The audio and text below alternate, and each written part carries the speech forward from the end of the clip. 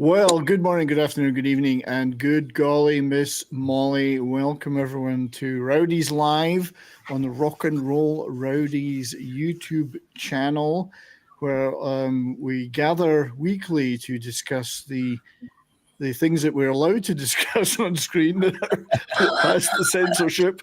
Yep. Or sometimes they don't, but what does that matter? So thank you. We'll just introduce the panel in just a second, but I'd like to say hello to Andy and Courtney in particular in the chat.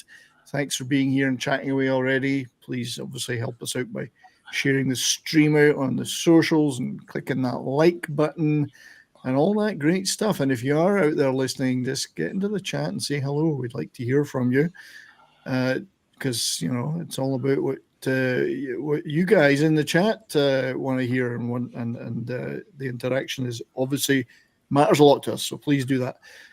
Without further ado, though, I would like to introduce today's super extra special guest, a man who had a great conversation with on my channel a few weeks ago. I was very, very privileged to have him on board. It's the very wonderful Mr. Kevin Harrington. Hey, sir. How are you, mate? Okay, good.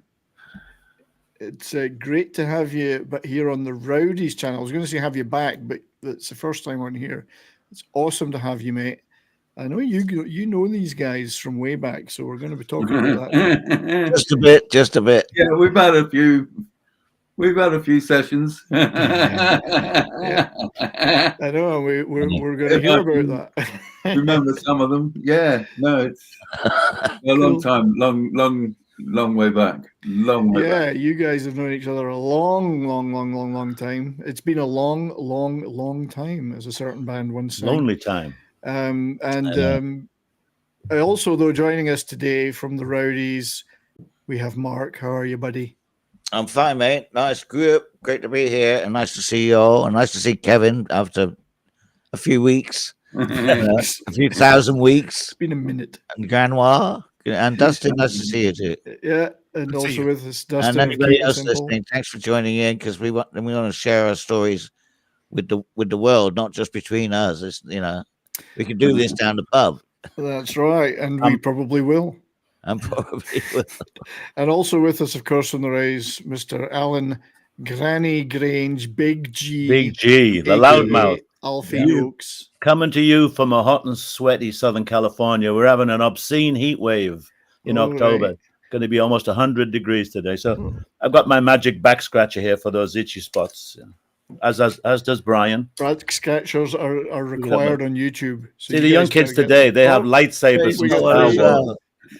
Yeah, but so does Dustin. What have I started here? Mark's got Lena. Lena's his back scratcher. Yeah.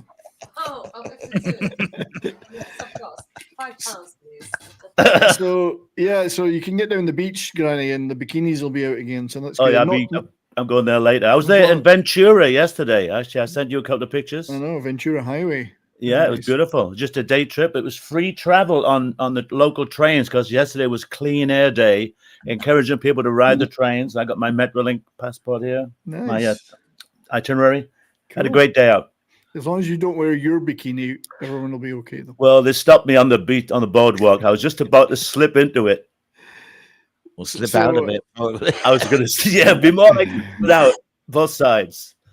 Yeah, so you guys go back a long way, but before we get into some of that, I just wanted to say that Kevin, of course, was as one of these limited number of people. There was only 3, and he's the only one still with us who was a roadie for the Beatles. Am I right in saying that? There he is. Yes. One of a select band of folks, along with Mal and Neil. And you wrote a fantastic book, which I urge everyone to go and seek out.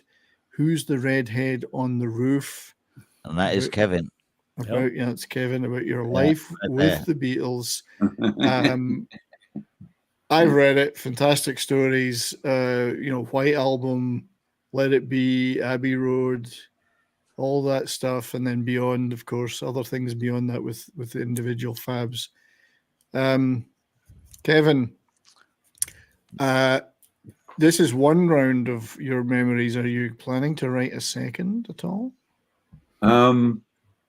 Well, when I did that, I don't know if what I did, I just went into a shed and just said the whole 20 years.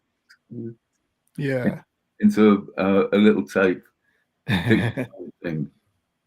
And so it all just came out just while I still had the memory of it all and whatever.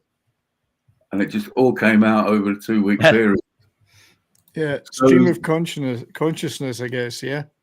Yeah, it was just, get it all out, it was a good cathartic moment, I think, just to get it all out, just fucking gone out my head. And so really that's about 8,000-9,000 words of, I think something like, to be modest, about 45,000-46,000 words. Yeah. So yeah, there's something.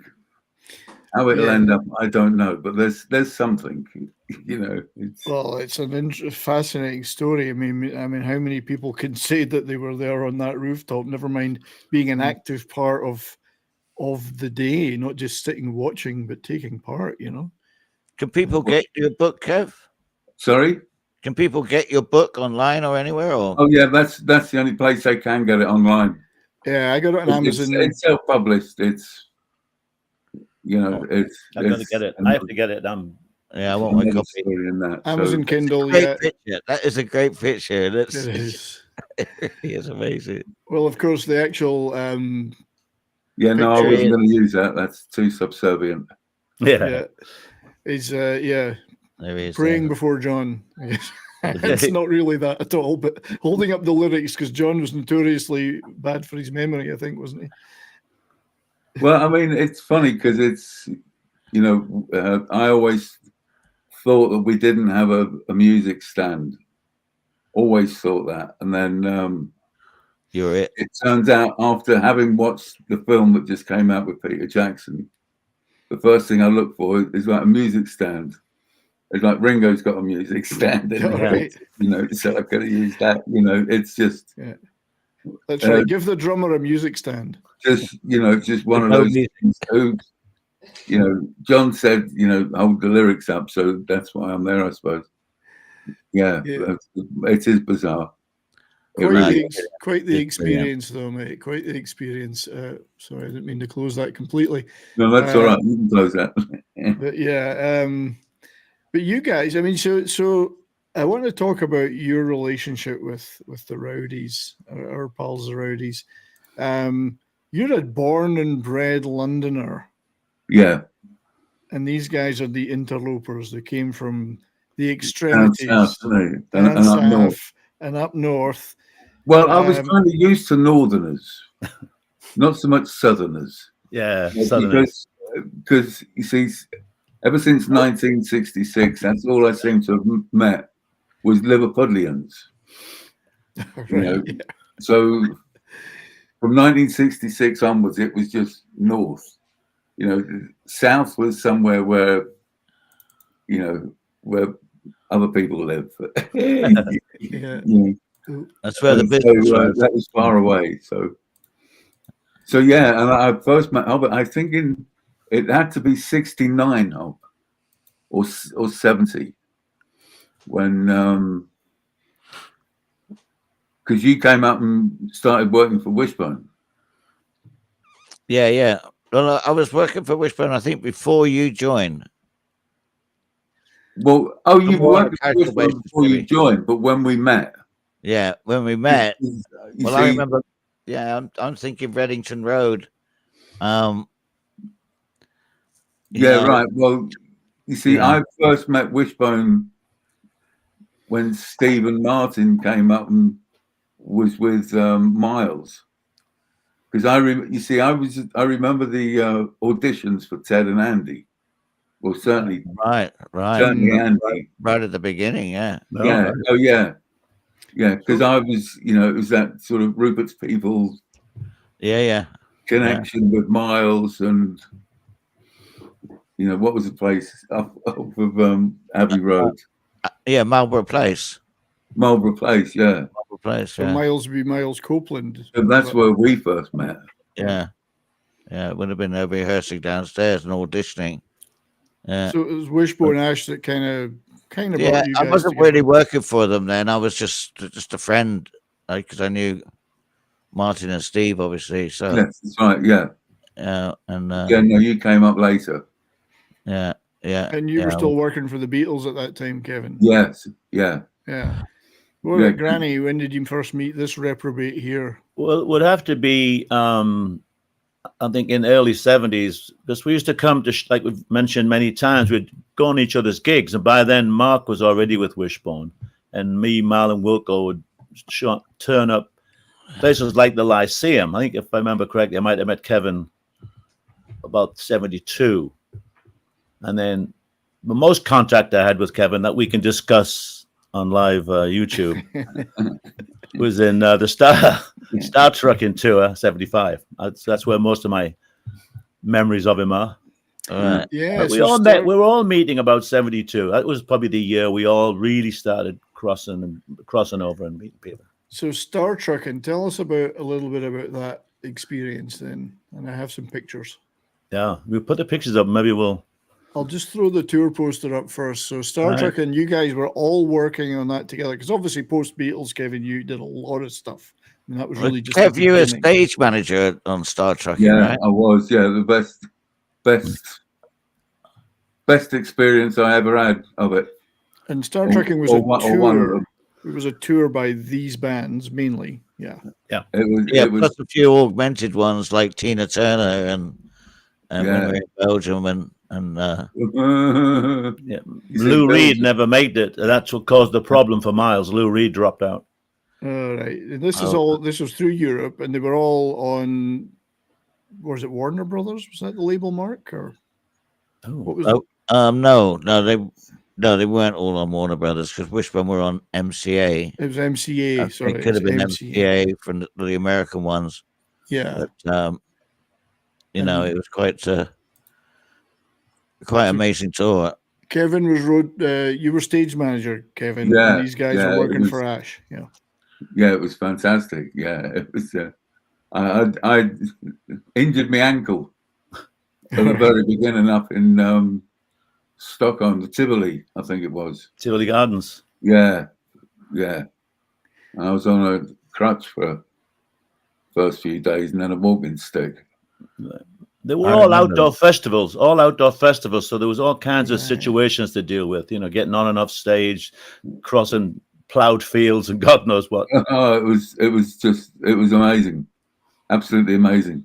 It was. And then Reading 75, which was like the last gig. Remember the incident in going from Belgium into getting down to France, where we all had to take loads of limousines? Yeah, that was you and me, wasn't it? I think it was me and you in the limousine, and the fucking thing drove off the road. Fucking hell, yeah. Yeah. Well, it was ludicrous. It was like 4 a.m. or something. You see, the thing is, and then we had Orange. You see. Yeah, right. Orange. Yeah, we're and that kind of. I think for me, that gig just was kind of if you're going to have a late gig, and things running so fucking late.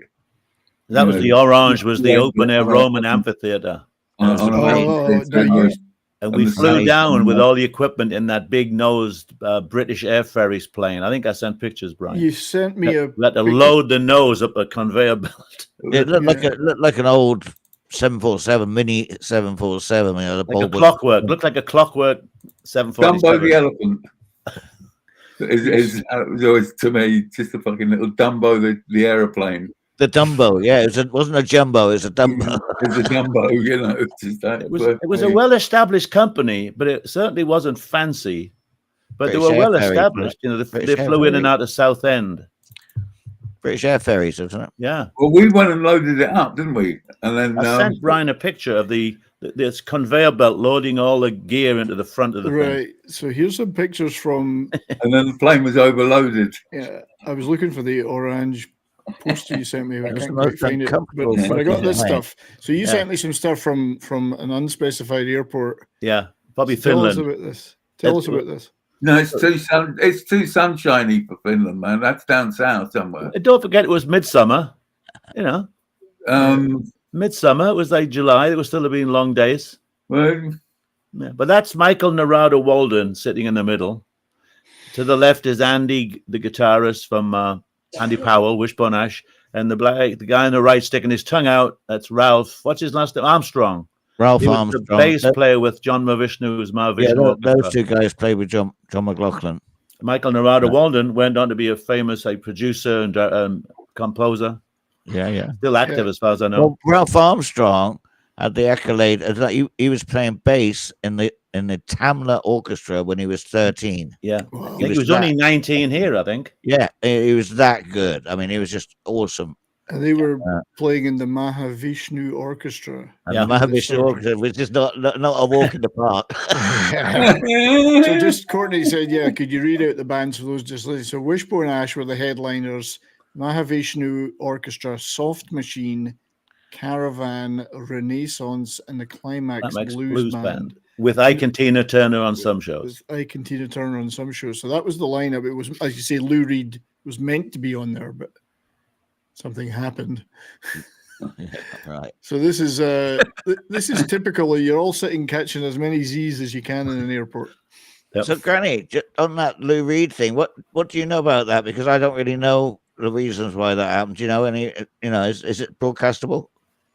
I'd have to. I've got something online about it. It was a business thing, I think. Lou Reed had some funny habits. Yeah. I wouldn't want to say too much. I don't know, but it definitely had a big impact on the budgeting and everything on the tour. Advertising had already gone out, But there's an article Miles Copeland has talked. Yeah, and that kind of fucked it all up because the tour financially ended up being a bit of a disaster. That's right. I think that was part of it. I think it put Miles out of business for a while. yeah, good. Yeah. But he came back with the police. What a guy. I know. So Yeah, nobody replaced Lou Reed, really, though. They just kept the rest of the bill. Yeah. Maybe that's where Ike and Tina slotted in. Maybe. I think it was. Somebody made a phone call. Yeah, they're in town for a week. They can help out. Agent to agent type of thing. It's a real shame because it's a belter of a tour lineup. That was great. Yeah. There's Mal Craig's not with us tonight. Mr. Mal Craig's with an alien growth on his face. I think it's nothing of You normally get herpes on your lips, but Mal's just gone a bit deeper. It's a very Spinal Tap picture. This, like when they've all got the. And I'm trying to read the newspaper behind them. The Daily Mirror. English. Is it the Daily Mirror? Yeah, find the blemish on Mal's nose. I think that's what it says. Right. He's got his Hulu Hussy t-shirt on. So this is a good one. This is Kevin, and this is for Courtney and the audience who like soft machines. Look at that t-shirt. Oh, let's do a show on the soft machine. But Courtney, I know a lot about them. And there's Mr. Laurie Weisfield sitting there. Great guitarist. Yeah. He went on to play with Tina Turner as well. Yeah. And Joe Cocker. And I think that's Mark. Isn't that you directly behind Kevin? Your hair was darker then, Mark. I thought so. I was white then. I don't know. That might be Mark in those nice blue pants. Actually, he was a bit of a cross-dresser in the 70s. I know there's a million photographs out there, Kevin, of stuff. Can you remember this airport or this photograph? No, if I'm asleep, I won't remember that at all. It's somewhere warm, though. You can't, as you say, somewhere warm, I think, because you can see the people. And then there's another photograph here for us listening. It's more of an action shot.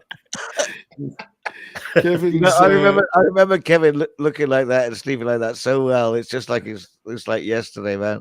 It's fantastic. But I've often thought you guys are the equivalent. As like I was in the military, and we used to just snatch sleep anywhere and anytime. We could sleep standing up. Yeah, you guys would be the same. Yeah, I got 10 minutes. I'm just going to snooze. But that tour was grueling.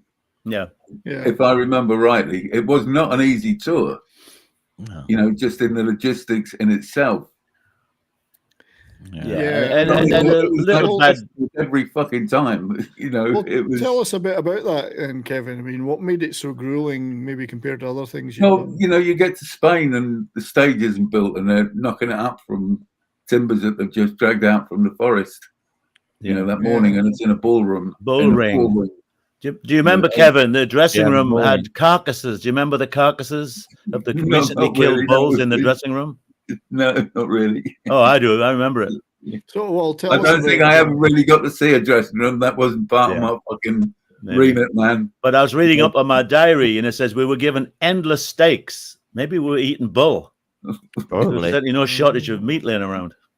That's right. The day before's killing. But when we flew down from Germany, we had to load the equipment in Stuttgart. I think that's the picture at the end of that series of photographs. And we flew to the south of France. And like an idiot, I left, and we sent luggage ahead so we could travel light or something.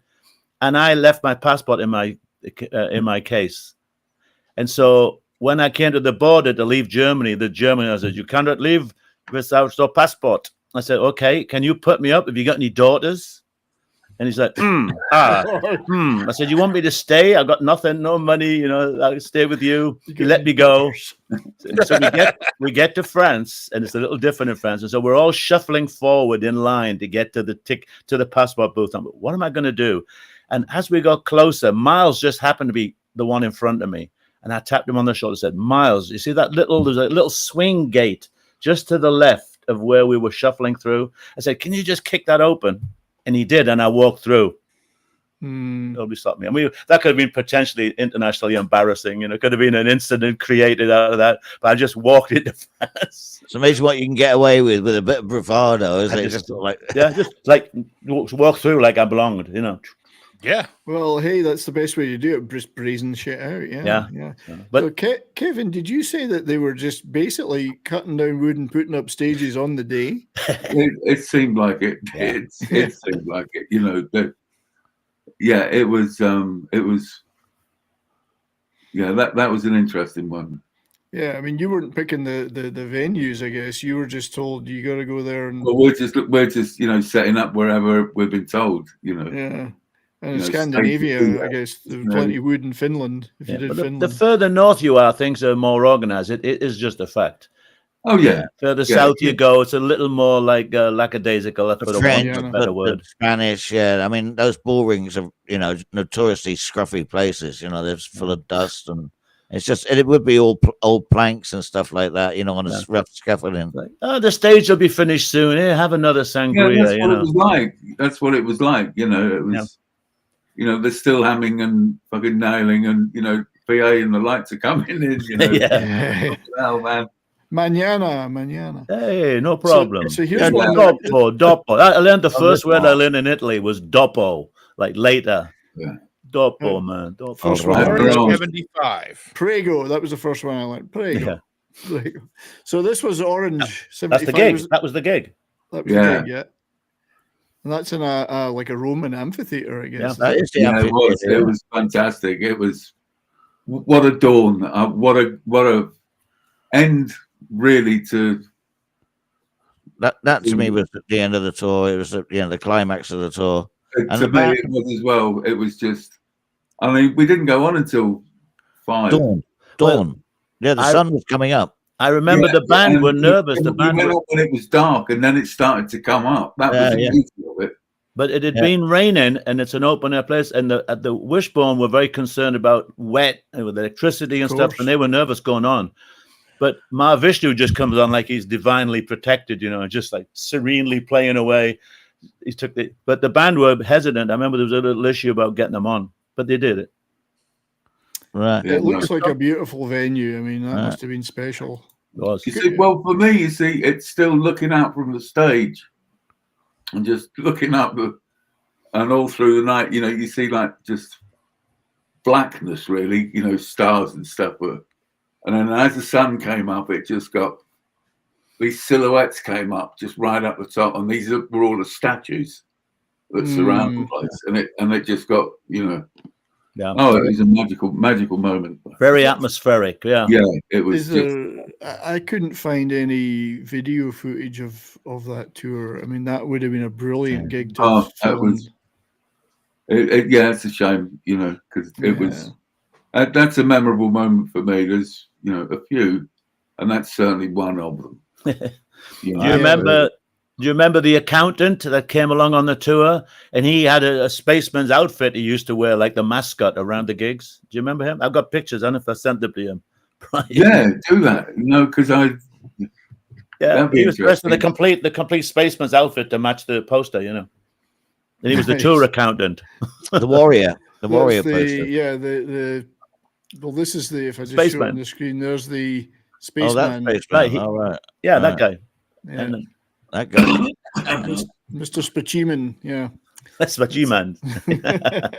You had a couple of photographs there of the Mahavishnu's with Swapam, his guitar tech. Yeah. Oh, yeah, Yeah, well, that- I got a couple more. So, It was at the airport, I think. let me just. That's go him. back. That was Swapan.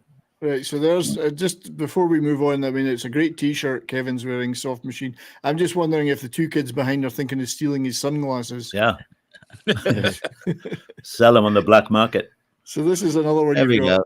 Well, that's Iberia, so it must be Spain you're in, I think. That's the airline. It could be going anywhere. It could be anywhere, yeah. That's Jerry, the soft machine roadie with the pot belly. Swapan is in the middle, weighing the equipment.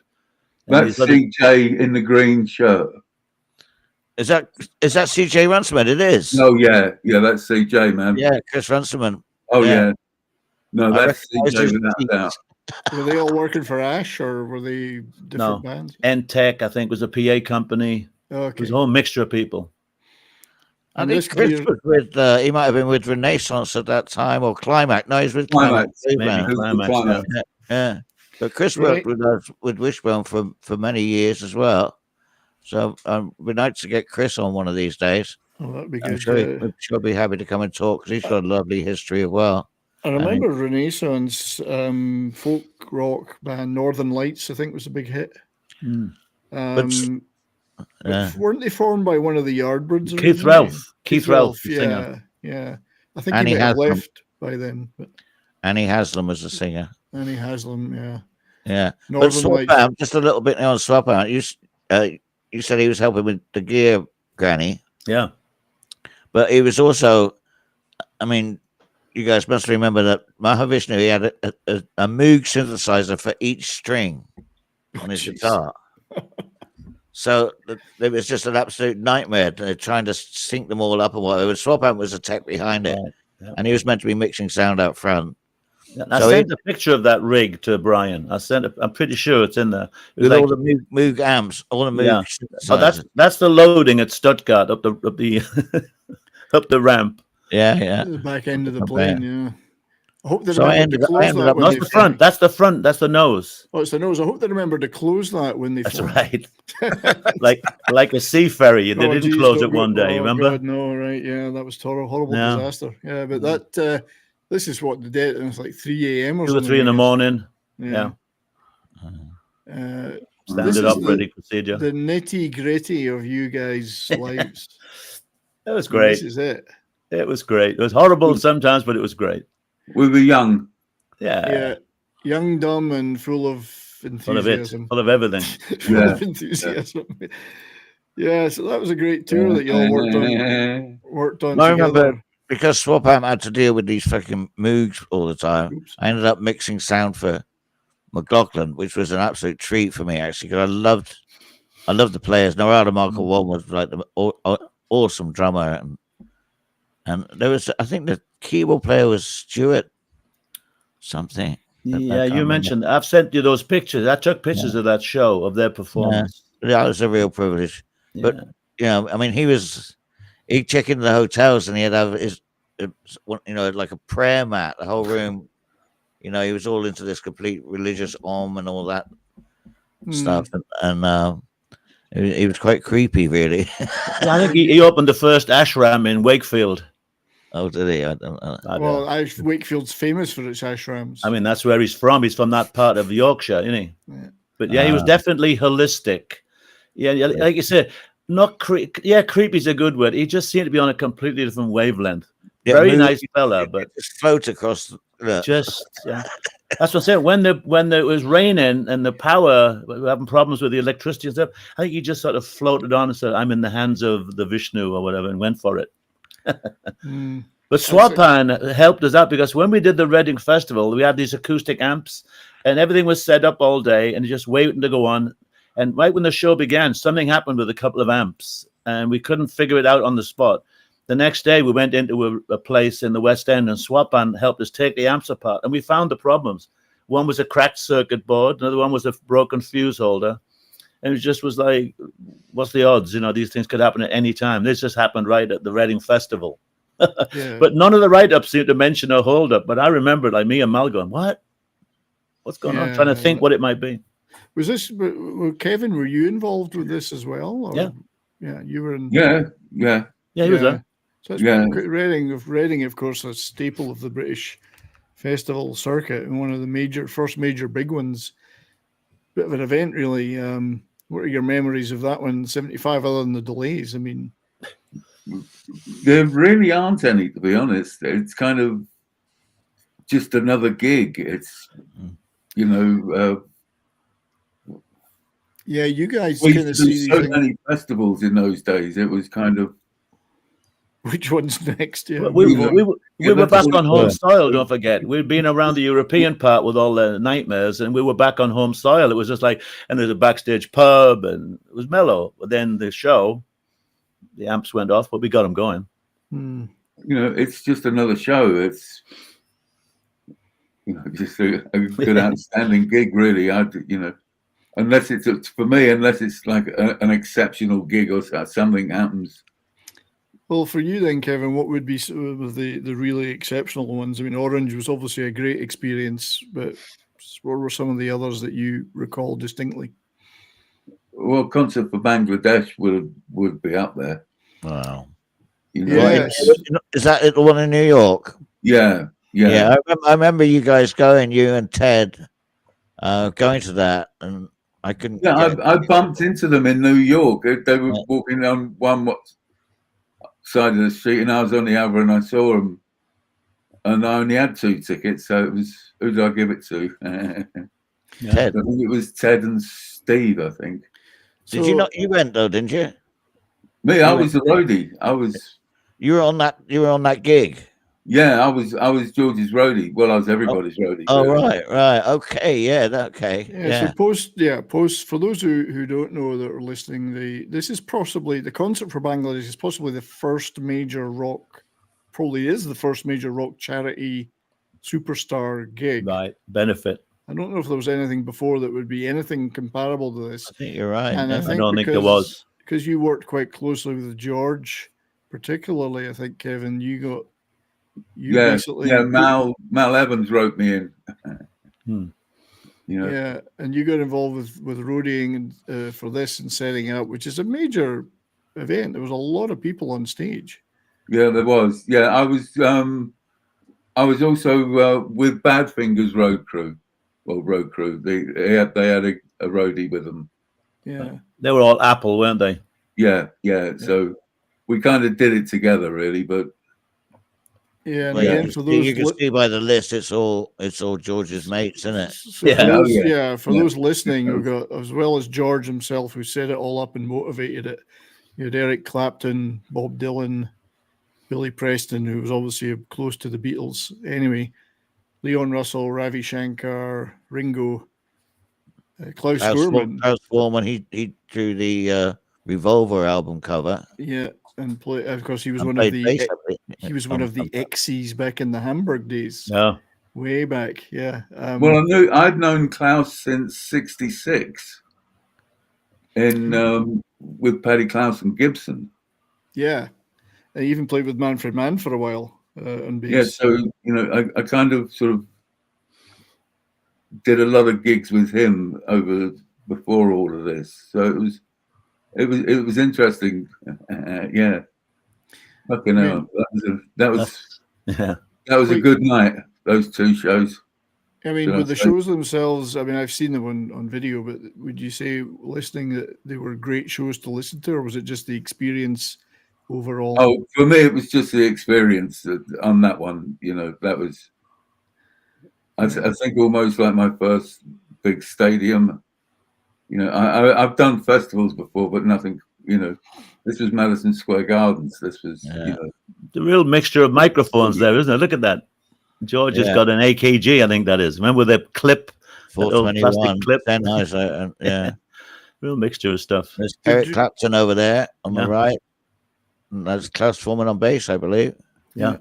Did Kevin? Did George take all his own gear over for this? I mean, I wouldn't have thought so. No, we got it from. We rented it, but I flew over with Ringo's drum kit.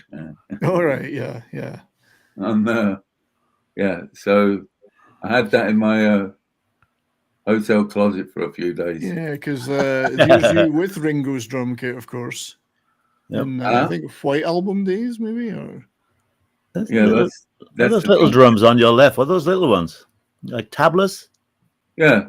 Little tom-toms. This little tom-toms, yeah. Little tom-toms, not tablas, tom-toms. I don't know if you did like Granny did. He used to nail drum kits to the floor. Now, was that at Abbey Road? Do you know? Yes, that is. Yeah. That one's Abbey Road. Yeah, these Beatles I did got record. a chance. Sorry, go ahead. That's what I was saying. I got a chance to watch Rick Beato, who has a great YouTube channel as well. He went through with one of the guys who works at Abbey Road and got a really in-depth tour of the studio and showed like kind of where they would set the drums up for the Beatles and like in the basement where they'd have like the roto stuff going on and all that stuff. It was super fascinating because when you think of when you think like a studio where like Dark Side of the Moon was recorded, you think it's going to be dark and brooding, and it's like super bright and airy. It's like not what you think it's going to be at all when you kind of grow up listening to those records. Yeah. There's a company, I was talking to a guy 2 days ago. He's written a book on Zoot Money, who I worked for. And he said he was part of an operation that they did a tour of London's musical sites, studios, clubs. And I said, that would be a fun one to go on because we know a lot of them. But it's good to see behind the scenes, isn't it? It's good for people to see where something was created, the actual mixer and the actual room. It is interesting. I mean, like everybody, I've stood outside Abbey Road and walked across the crossing and read all the graffiti, but I've never been in. And there's more than one studio in there, isn't there, Kevin? Like there's there's three. Right? See, when in what was it, 68? When I started, the studios were bright, right? And then they got this idea of having the rest of the lights brought in different colours. Too bright for rock. It was more industrial, wasn't it? Then it was very industrial. There'll be it really was. They were like four white coats and long strip lights. Well, they had the white coats on at EMI and Abbey Road.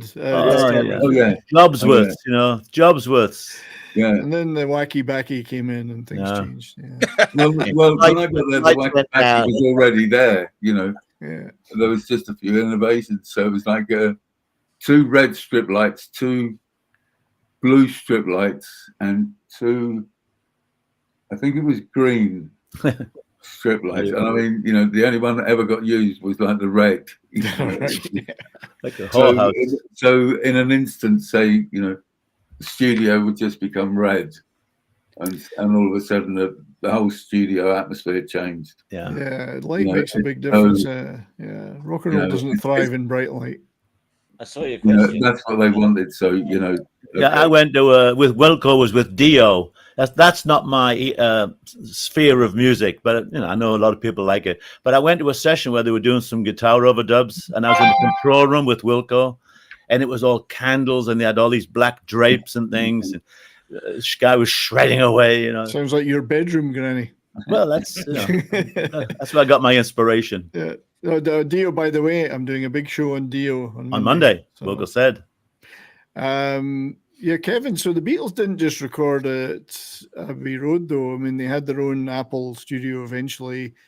Did they also use? I think they used Trident and places like that. Oh yeah, the studio 70 was Trident. Yeah. Olympic.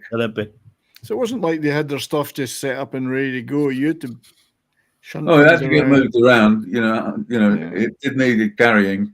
They might not have played a lot of gigs in those days, but they were certainly moving around a lot. I mean, I might not have been a roadie as a roadie is being on a road. A roadie as a roadie should be. Yeah. Give you a taste for it, though. I did everything but. Yeah. You did what it live needed. shows, you know, Give and you a I'd taste done live to- shows with Rupert's People. Yeah. So I kind of counted myself as a roadie. But it gave you a taste for it though, and made you want to do more. Yeah, I got a taste for it, you know, in '66. Yeah. Yeah. You know, when I met when I first sort of met Mal and Neil, you know, or when I met the Rowdies from, you know, like Sounds Incorporated, you know, and it was like, yeah, this is. I mean, that was a hell of a connection to make at the beginning of a career. Hell of a connection. You and Mal there, of course. Yeah, you and Mal. Yeah. And you know, you're working in an office, and all these bands are coming in, and their roadies are coming in, or you're doing a gig at the Savile in '67. Oh, I remember that. Well, yeah, you got involved because of your working with Brian Epstein. You got involved with the Savile. He rented it. I don't think he owned it, but he rented it. No, he owned it. Oh, he did own it, yeah, because they started putting bands like he Hendrix. had like a lease on it, you know, it'd be something like that. And Hendrix played there famously when Sgt. Pepper was released. Yeah, everybody played there. It was and you got involved in some of those, like this one. Yeah, I was there on all of them except for the very first night, which was the Four Tops. So, of all those, can you remember which one might have been the most exciting one or the best one? Not really, no, because they were all just, you know. Because Lina's asking working, about your. It's a weird. I was just working. I wasn't part of the audience. I was backstage. You don't see it for what it is. Sure. You know. I remember, you know, Hendrix fucking lighting his guitar and stuff, you know, but I think I would remember that. You know, but I also remember the foremost, right? Yeah. Walking on stage with these big fucking placards saying like pissed, drunk, and walking behind the Bonzo Dogs. The Bonzos. No, Georgie Fame, who was Georgie Fame and the Blue Flames, yeah. He was pissed. And they're all walking behind him, right? And yeah.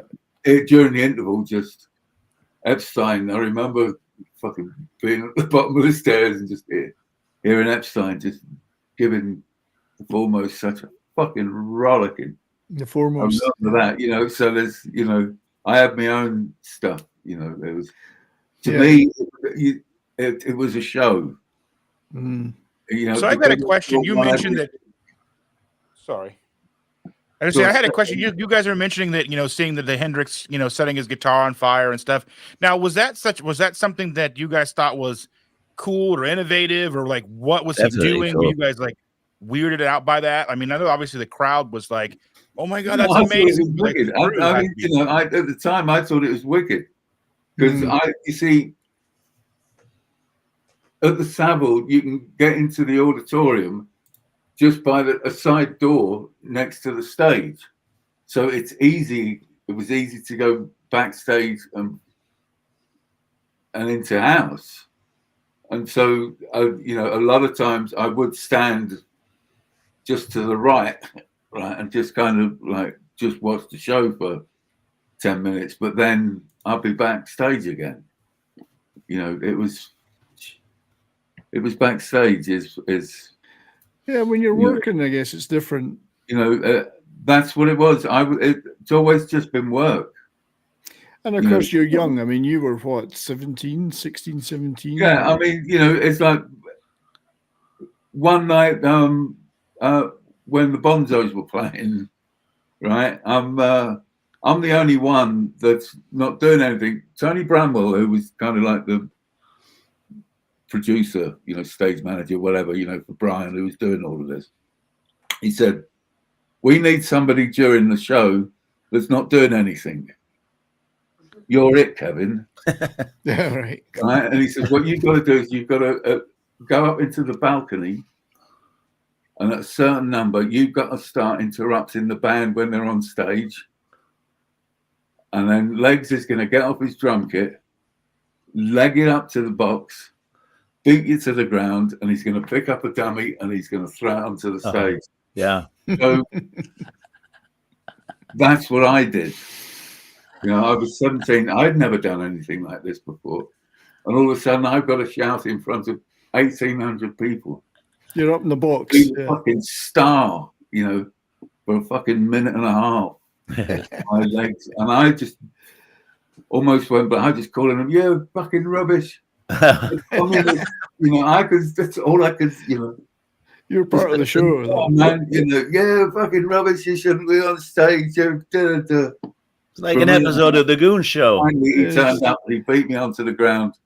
I picked up the dummy. I really wish there was. It's your first acting role. Yeah, that was fucking So I wish there was video of that. I really do. I mean, that's you know. So there's certain memories, you know.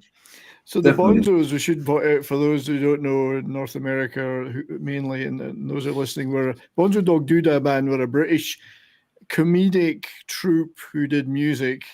Neil Innes was one of them eventually, and then he obviously went to work with Monty Python and did the Ruttles and all that stuff. But they were Viv Stanshall and Larry Legg Smith, guys like that, and very steeped in that British. Larry Spoons. The British music hall comedy, British. That kind of stuff, but with a bit of rock thrown in here and there. They did a great cover of the Monster Mash, for instance. There was a few of those bands. There was the Bill Kerr Whoopee Band.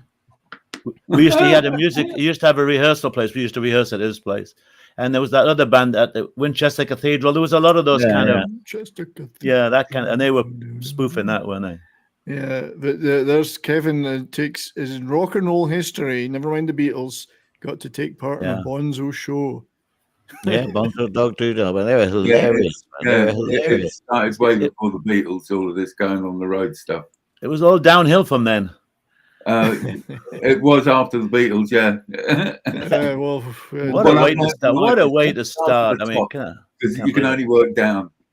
Yeah. Well, this is it. Right from the start, you were an intimate of the Beatles, and it's kind of hard to believe that it just kind of happened, didn't it? I mean, you worked for NEMS, and then it was, why don't you do some of this, and why don't you do some of that? And it's just been in the right place at the right time, really, you know. And don't forget the Valentine of the Year. Yeah, Apple Scruff's Valentine. I mean, you know, what a cool.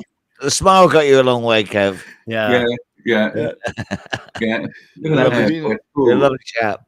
But you were willing. You the alternative was what? Working in a hardware store or some office. You were perfect timing. It is perfect. Working in a hardware store. No, there he is. Yeah, I mean, I left the building sites to become an office boy, I suppose. You know, getting to clean clothes in the morning when I go to work. You know, it's Kevin there. I like this picture because Kevin looks like Noel Gallagher in this one. The haircut and the cigarette and the jacket. He doesn't have the aggro of Noel Gallagher. No, but he's kind of a very forward-looking look. You look like you're from the 90s there. Yeah, he's a mod. He's a mod. Yeah, that's a very mod look. No, I was just cool in those days. It's just cool now. What do you mean in those days? You're cool now. I was never cool. It's for those who are just listening, it's a picture of George Harrison leaving Apple.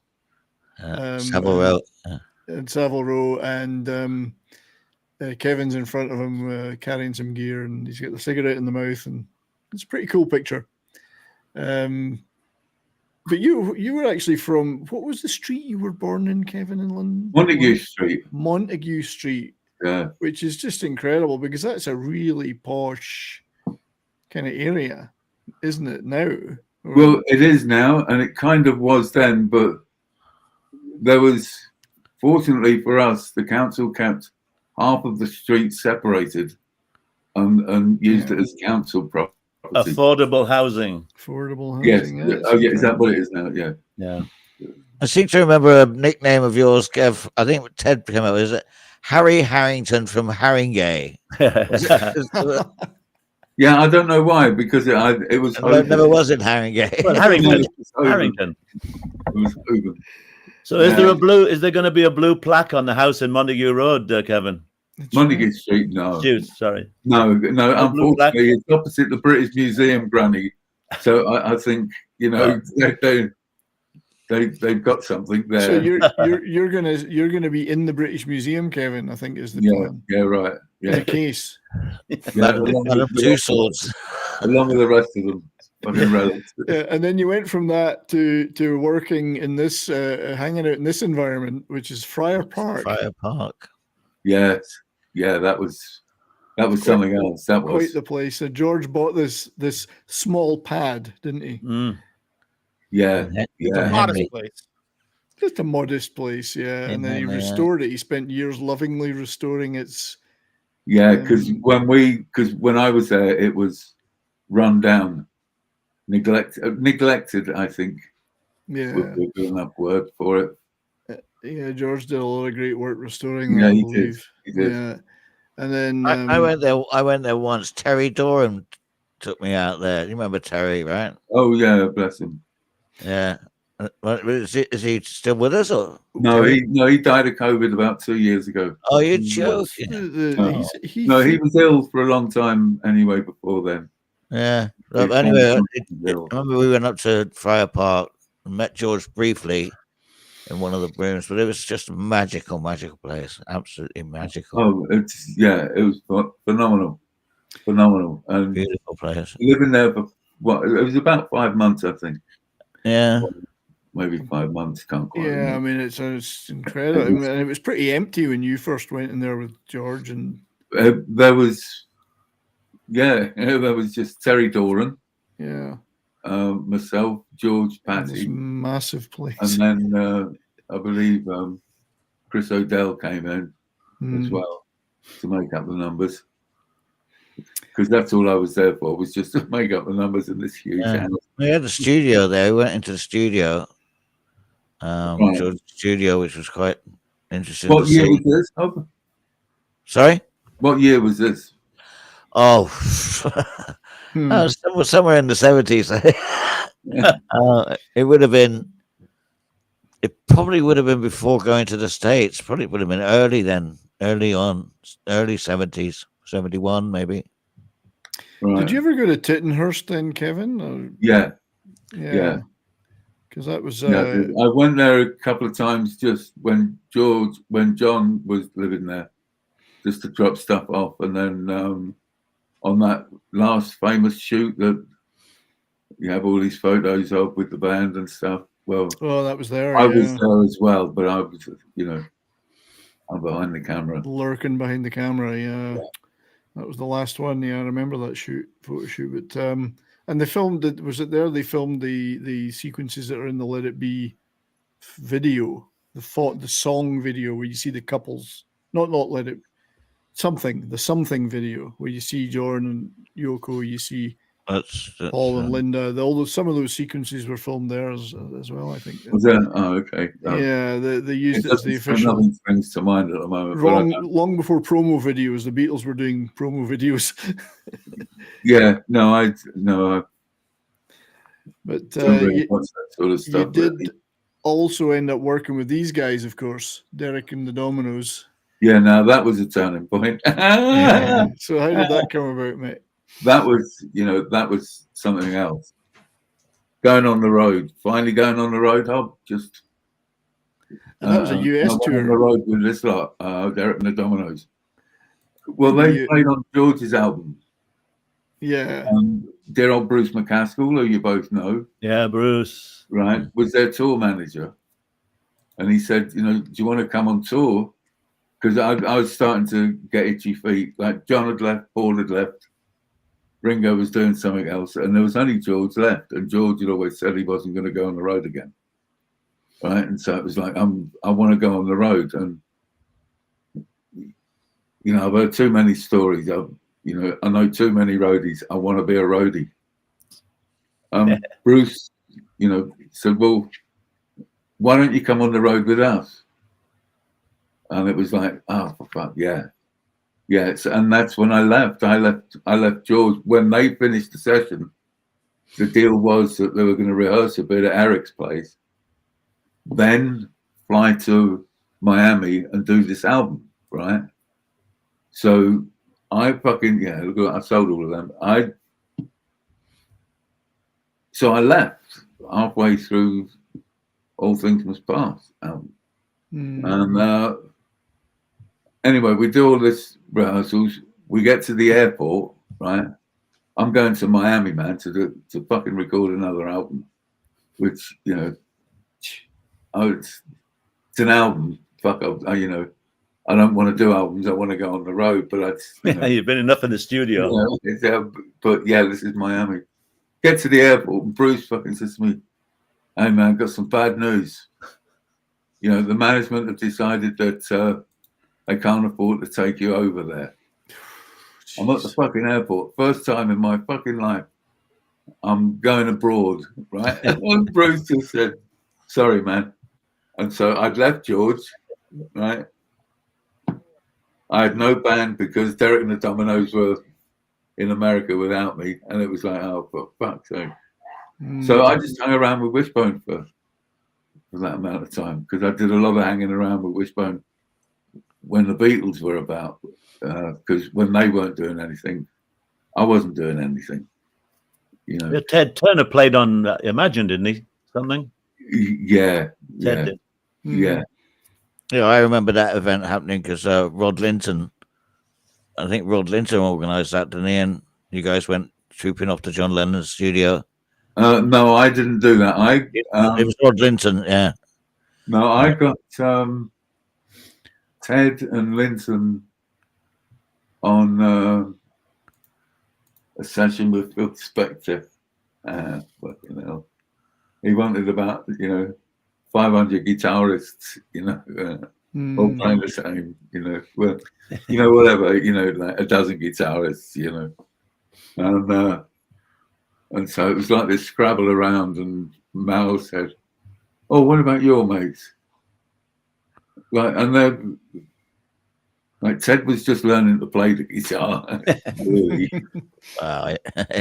I mean, yeah, it'd been around but not for that long. No, he wasn't that experienced at all, but he got the gig because he had a great feel. I think. I know, but yeah, but yeah, no, he wasn't and Andy couldn't do it, so I got Rod, and so then Rod. At this stage, it's hard to back scratches. to think that Wishbone Ash overlapped with the Beatles is something I've never thought about before. But yeah, it's all connected. There's a connection to everything somehow. So Lena's asking a question, Kevin: is it much better to be at the back of the stage or to be in the public eye? In the back. In the back. Yeah, absolutely. Yeah, you get to see it all, then experience it all. And you can still they're all crew guys in one way or another, I mean, not the. I